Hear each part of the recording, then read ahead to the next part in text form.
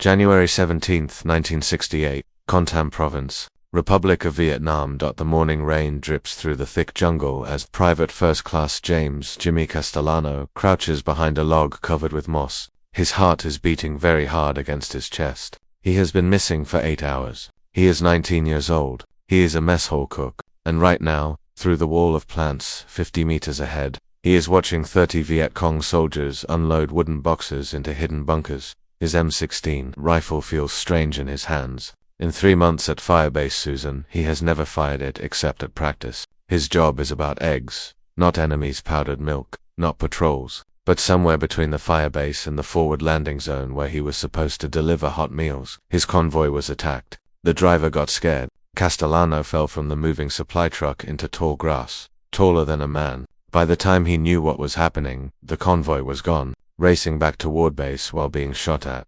What Castellano doesn't know is that he just discovered Firebase Echo, the largest North Vietnamese ammunition storage place in the Central Highlands. What he doesn't know is that this bunker has about 43 tons of ammunition, made in China, enough to supply 3 enemy groups for 6 months of fighting. What he doesn't know is that somewhere in those hidden bunkers are the rockets that killed 4 Americans at Firebase Echo just 2 days ago. And what he absolutely doesn't know is that his accidental discovery is about to start the largest airstrike in Third Corps' history and save about 300 American lives. According to secret military reports that were released later, enemy ammunition hiding places in the Central Highlands supplied about 60% of North Vietnamese operations during the 1968 Tet Offensive. Finding them was almost impossible. The jungle belonged to the enemy. American forces controlled the fire bases during the day. The enemy owned the jungle at night. Intelligence officers guessed that, for every hiding place destroyed, 5 more were operating without being found.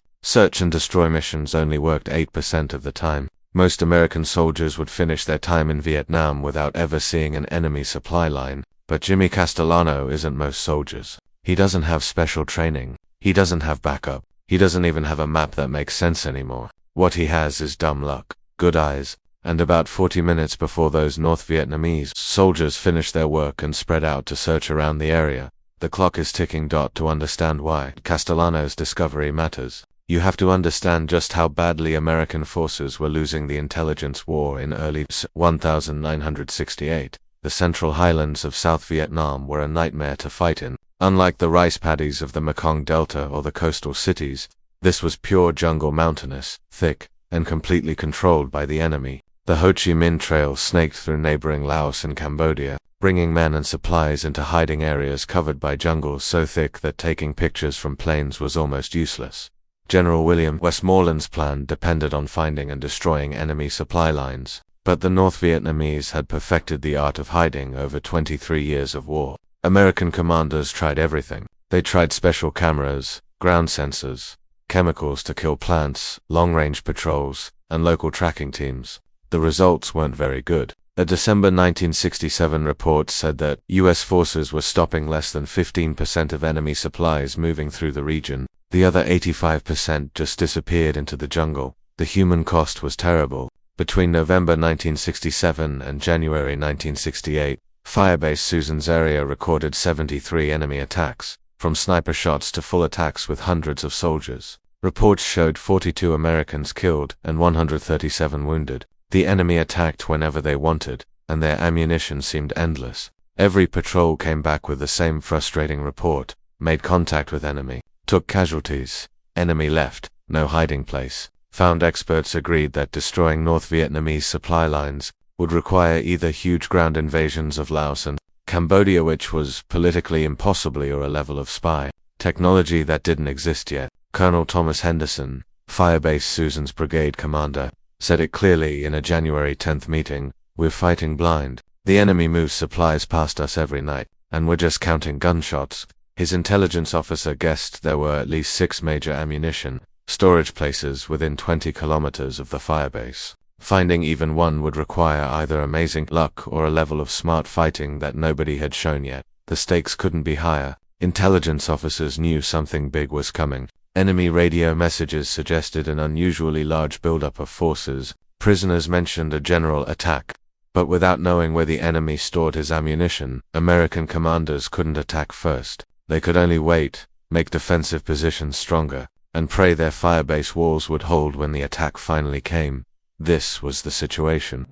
On January 16, 1968, when Colonel Henderson made a decision that would accidentally change everything, he ordered his supply officer to begin hot meal deliveries to forward positions. Morale was terrible. Hot rations, actual cooked food instead of canned food, might make spirits better before whatever attack was coming finally started. It was a small gesture, a rear area niceness that seemed almost silly given the circumstances. The supply officer picked 3 mess hall workers for the job. One of them was Private First Class James Castellano, 19 years old, from Queens, New York. Castellano had been in country for 3 months and 10 days. He had volunteered for mess hall duty specifically because it seemed safer than infantry work. His older brother, Marco, had done 2 tours with the 173rd Airborne and came home with shrapnel, scars, and nightmares. Jimmy Castellano wanted no part of that. He wanted to serve his time, stay clean, and get back to his father's restaurant on Steinway Street. Cooking eggs for soldiers seemed like a good compromise between duty and survival.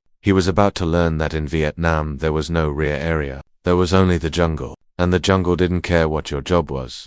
James Paul Castellano grew up in Astoria, Queens, where his father ran a neighborhood Italian restaurant called Rosario's from age 12. Jimmy worked the kitchen every summer, prep cook, dishwasher, eventually working the cooking line during Friday dinner rush. He knew his way around a restaurant kitchen. He did not know his way around a war zone. His army recruiter had painted a simple picture. Learn a skill. Serve your country. Use the GI Bill for college. Castellano scored high enough on his test to qualify for several jobs. But when he saw food service specialist on the list of available jobs, it felt like fate. He'd been cooking since he was tall enough to reach the stove. Why not get paid for it? Basic training at Fort Dix was unremarkable. Advanced training at Fort Lee, Virginia, focused on field kitchen operations, food safety, and large-scale meal preparation. Castellano learned to cook for 200 soldiers using portable equipment. He learned proper storage temperatures for food in hot climates. He learned cleaning rules and menu planning.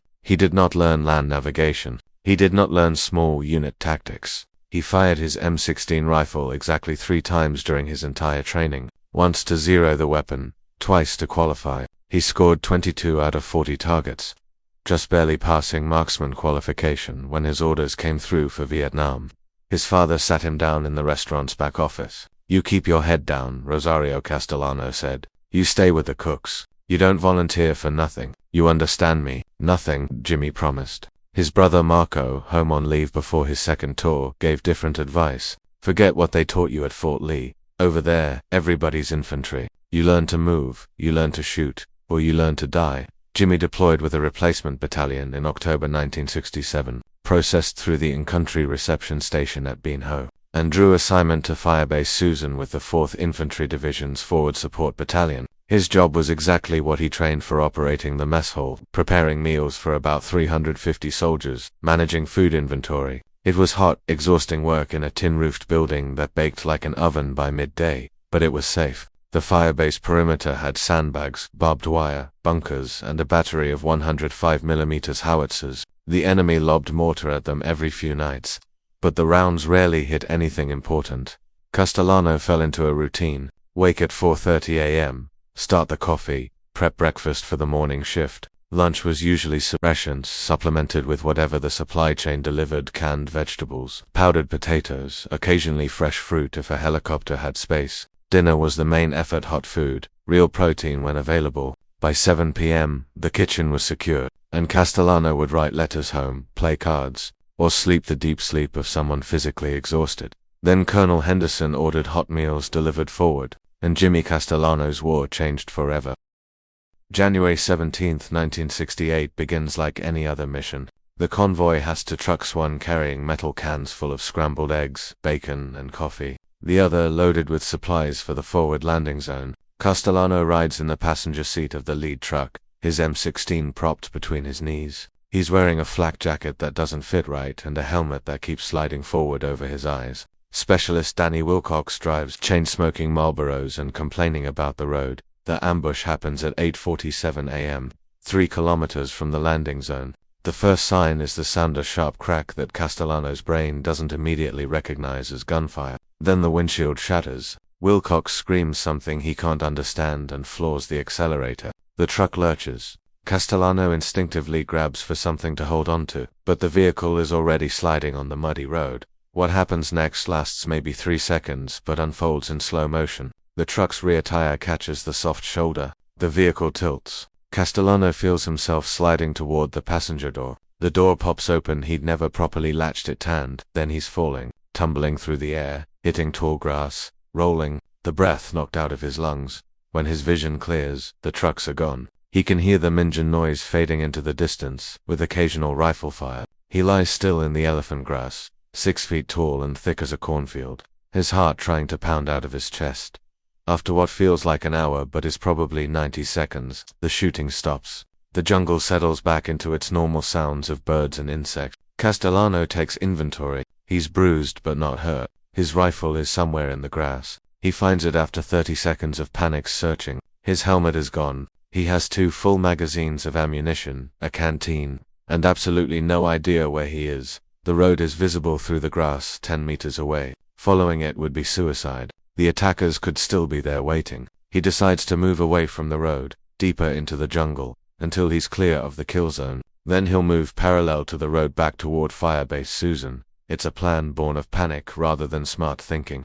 But it's a plan. He starts walking. 2 hours later, he's completely lost. The jungle here is so thick it feels like the walls are closing in. Huge trees choked by vines. Plants so thick he has to force his way through. His uniform is soaked with sweat. The humidity is suffocating. He tries to use the sun for direction, but the canopy is too thick. He tries to find the road again, but every direction looks the same.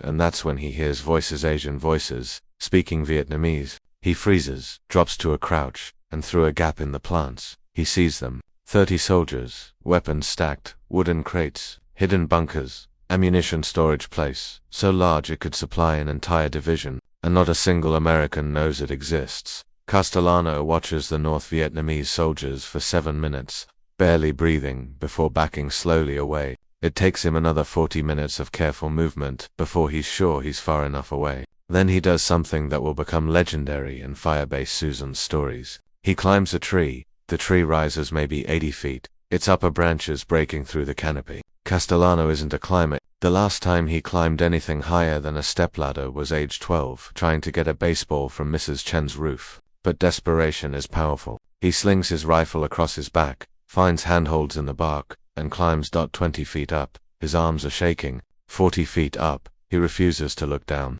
60 feet up. He breaks through into sunlight and can suddenly see for miles. There, to the northeast, is Firebase Susan, maybe 5 kilometers away. He can see the radio antennas, the barbed wire, even the tin roofs of the buildings. He memorizes landmarks, fixes his route, and climbs back down with his palms raw and bleeding. It takes 3 hours to reach the firebase. He approaches carefully, terrified that nervous guards will shoot him. He announces himself from 100 meters out, hands raised, rifle slung. The perimeter guard calls for the sergeant of the guard. Within minutes, he's inside the wire, surrounded by curious soldiers as he tries to explain what happened.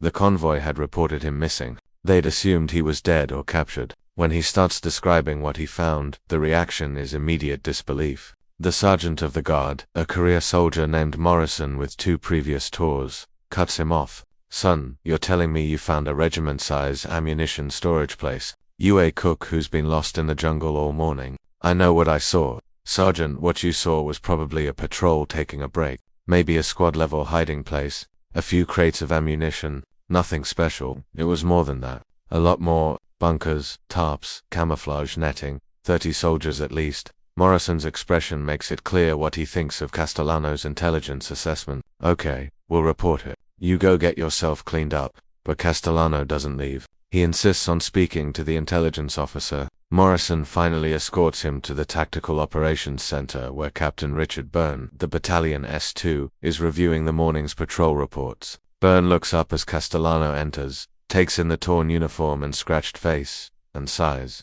"This the lost cook?" "Yes, sir," Morrison says. "Says he found a major enemy position." Byrne pulls out a map. "Show me." Castellano studies the map features, trying to match them to what he saw from the treetop. He points to a spot about 4 kilometers west-southwest of the firebase, in an area marked as dense jungle. "Here or close to here." Maybe a click-off. Byrne frowned. That's been searched. 1st Platoon, Bravo Company swept that area 3 weeks ago. Found nothing. I'm telling you what I saw, sir.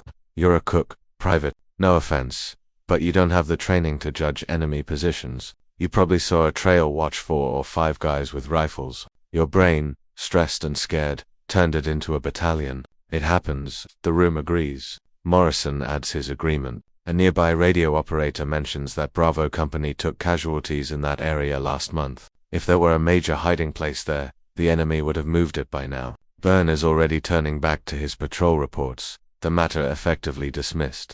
Then Colonel Henderson walks in. He's been listening from the doorway, drawn by the noise. What's going on? Byrne explains. Lost cook thinks he saw something. Probably nothing. Henderson looks at really looks at him. How sure are you, sir? 100%, sir. It's there. Something in Henderson's expression changes. Maybe it's the certainty in Castellano's voice. Maybe it's the desperation in his eyes. Or maybe it's just the Colonel's decades of experience recognizing truth when he hears it. Captain Byrne, request an O1 flight. Photo reconnaissance. 1 pass. This sector. If there's something there, we'll see it. If you're finding this story as incredible as I did while researching it, hit that subscribe button. These moments of ordinary people doing amazing things, that's what this channel is all about. Now, back to Jimmy Castellano's gamble. The O1 bird dog observation. Aircraft launches at 2:20 p.m. The pilot, Captain Michael Cowboy Parsons, has flown reconnaissance missions over the Central Highlands for 7 months.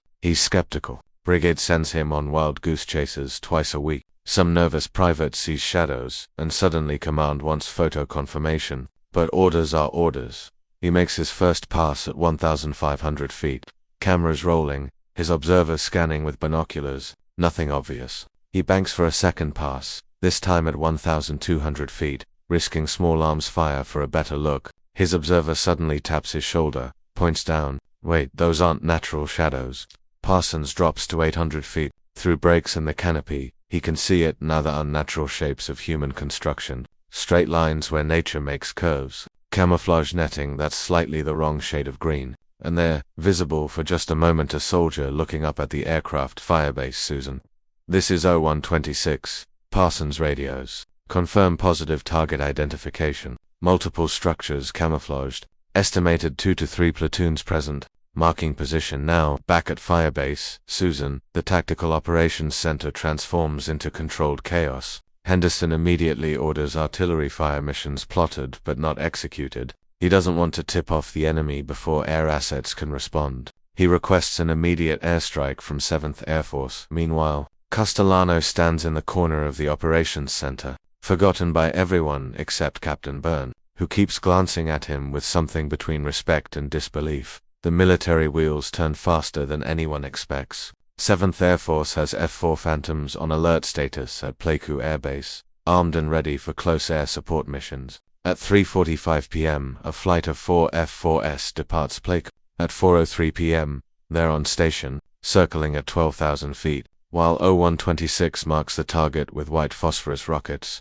Strike lead. O126. Target is marked. Multiple bunker structures, ammunition, storage. Estimate high explosives present. Cleared hot.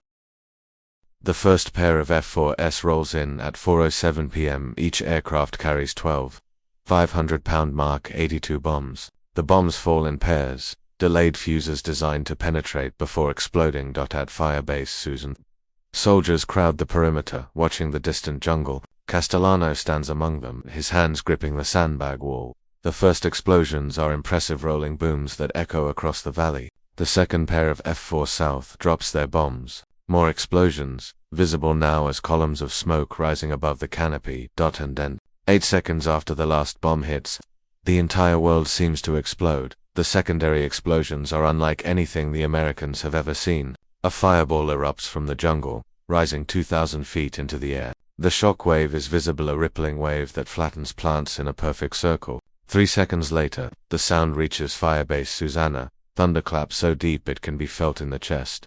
More explosions follow, 43 tons of ammunition cooking off in continuous explosions that last 7 minutes. When the smoke finally clears, aerial reconnaissance reveals a crater 200 meters across. The bunker complex has simply stopped existing, along with everything in a quarter-kilometer radius. The jungle is gone, replaced by burned earth and broken tree trunks, standing like black spikes. After-strike intelligence assessment estimates destruction of 43 tons of ammunition, including 122 mm rockets, 82 mm mortar rounds, RPG warheads, AK-47 ammunition, and hand grenades, enough ammunition to supply 3 enemy regiments for 6 months. But the true proof comes 9 days later. During the opening hours of the Tet Offensive, on January 31, 1968, North Vietnamese and Viet Cong forces launched coordinated attacks across South Vietnam, the largest enemy attack of the entire war. In Kon Tum Province, Firebase Susan faces a battalion-level assault. The enemy attacks with fierce determination but noticeable ammunition shortages. Instead of the continuous rocket attacks that came before previous assaults, only 17 rockets hit the firebase, instead of waves of attackers supported by unlimited automatic weapons fire. The enemy attacks in smaller groups with visible ammunition discipline. The battle lasts 6 hours. Firebase Susan holds. American casualties total for killed, 23 wounded. Enemy casualties counted the next morning exceed 200. More importantly, intelligence officers recovering enemy documents find direct evidence. Field order from the 66th NVA Regiment dated January 28, complaining about ammunition shortages and ordering strict fire discipline during the upcoming offensive. The order specifically mentions the destruction of Firebase Echo supply depot and its impact on operational planning. Major Harold Thompson, the division intelligence officer, puts it in his after-action report. The destruction of the enemy ammunition complex on the 17th of January directly reduced enemy combat effectiveness during THE offensive operations. Estimated enemy casualties reduced by inability to continue assault operations. Estimated friendly casualties prevented, 300 killed or wounded. Firebase Susan would likely have been overrun had enemy forces had full ammunition. On February 14, 1968, General William Westmoreland visits Firebase Susan. He pins a bronze star with V device on Private, First Class James Castellano's chest. The citation reads, "For outstanding service in connection with military operations against a hostile force, Private Castellano's initiative, courage, and determination resulted in the identification and destruction of a major enemy supply facility, directly contributing to the successful defense of Firebase Susan during the Tet Offensive." The ceremony lasts 7 minutes. Westmoreland shakes Castellano's hand, says something about courage under fire, and departs for his next appointment. The general doesn't know, and Castellano never tells him that when the enemy first opened fire on his convoy, Castellano had frozen, unable to move, unable to react, completely terrified. He doesn't know that Castellano still wakes up at night, hearing Vietnamese voices in the darkness. He doesn't know that the Bronze Star recipient had cried in his bunk that night, overwhelmed by fear and relief and the crushing weight of having killed enemy soldiers. Even indirectly, war makes heroes out of ordinary people, but it doesn't make them any less human. The story gets even more remarkable from here. If you're appreciating this deep dive into forgotten history, drop a like and share this with someone who needs to hear about real courage. Let's continue.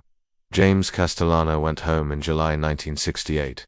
He received an early discharge and returned to Queens, where his father's restaurant was exactly as he'd left it. He worked the kitchen for 42 years, eventually taking over when Rosario retired. He married, raised 3 children, and rarely spoke about his 7 months in Vietnam. In 1995, a military historian researching the Tet Offensive contacted him. The historian had found Castellano's name in released intelligence reports and wanted to interview him about the ammunition cache discovery. Castellano agreed to one phone conversation. When asked how he felt about his Bronze Star, he said, "I fell out of a truck and got lucky. That's not heroism. Heroism is the guys who walk through that jungle every day looking for the enemy. I stumbled into them by accident."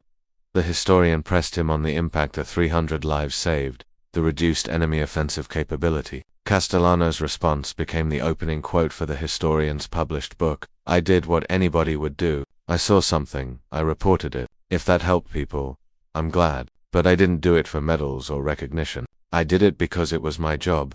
The broader legacy of Castellano's discovery extends beyond one ammunition dump. His accidental success highlighted a crucial problem in American operations: the military's tendency to dismiss intelligence from non-combat personnel. Within weeks of the Firebase Susan strike, military command issued guidance emphasizing that useful intelligence could come from any source, regardless of the reporter's job. Training programs began using case studies of unexpected observers, and intelligence officers were told to evaluate information based on content rather than source. The tactical lessons proved equally valuable. Castellano's method of climbing above the canopy for navigation became standard escape and evasion training for all personnel operating in thick jungle. His patient observation of enemy activity rather than immediately trying to make contact became a teaching point in reconnaissance training, and his insistence on reporting despite doubt became an example taught at intelligence schools for decades afterward.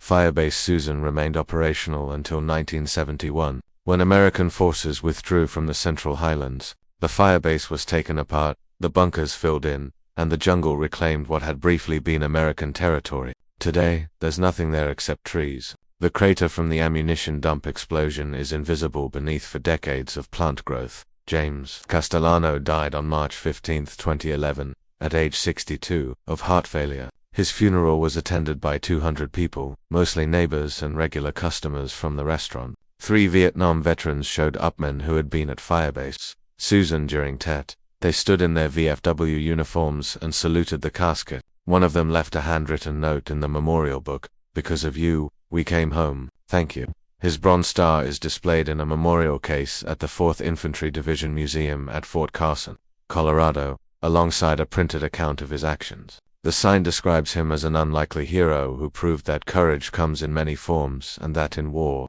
every soldier, regardless of job, can make a difference. Sometimes the most important battles are fought by people who never expected to be warriors. Sometimes the greatest victories come not from training or planning, but from ordinary people doing amazing things when circumstances demand it. That's not a military secret, that's just the truth about human courage.